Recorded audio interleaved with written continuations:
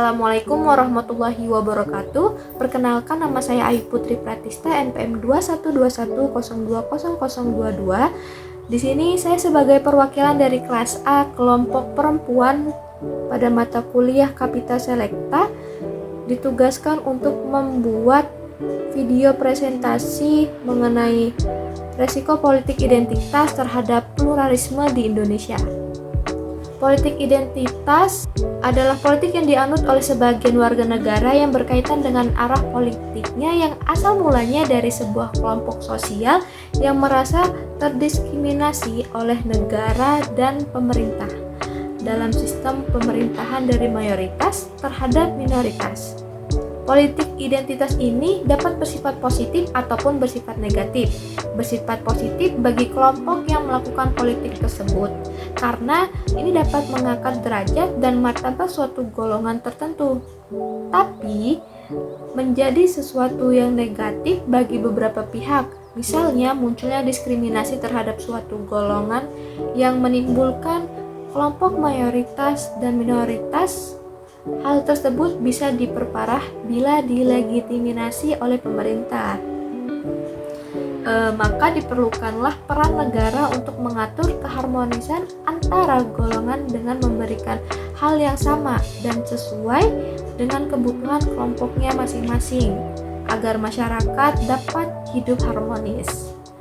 Maka dapat disimpulkan dari yang telah saya jelaskan bahwa politik identitas adalah politik yang pada dasarnya merangkul pada persamaan identitas untuk menaikkan derajat suatu kelompok dikarenakan rasa ketidakadilan.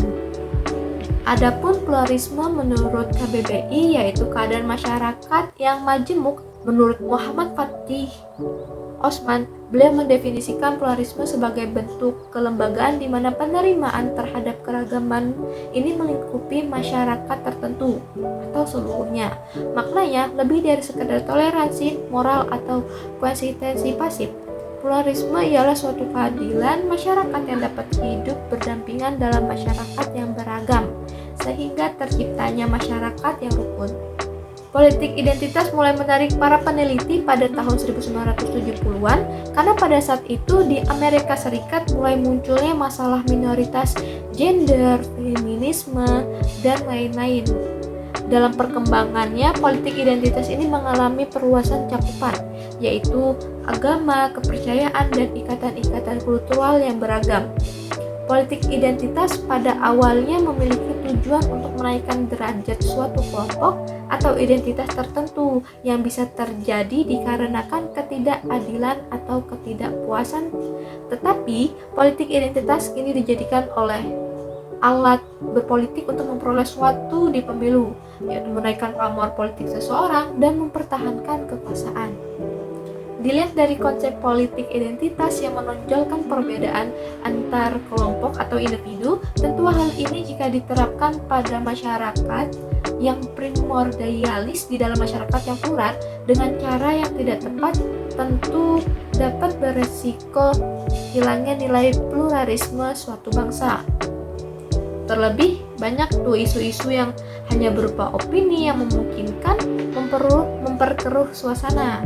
Dari resiko hilangnya pluralisme karena politik identitas ini dapat menyebabkan risiko lainnya, karena pluralisme merupakan dasar untuk hidup berdampingan.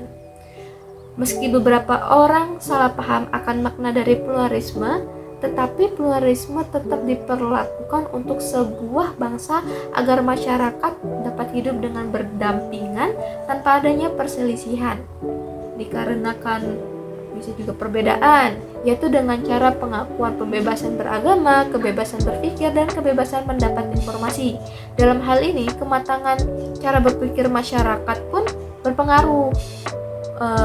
Peran pemerintah pun diperlukan untuk meredam gejolak yang ditimbulkan oleh politik identitas dengan cara menanamkan nilai nasionalis pada jiwa rakyatnya. Bila sudah terjadi, dapat mengadakan diskusi untuk mencari jalan keluarnya.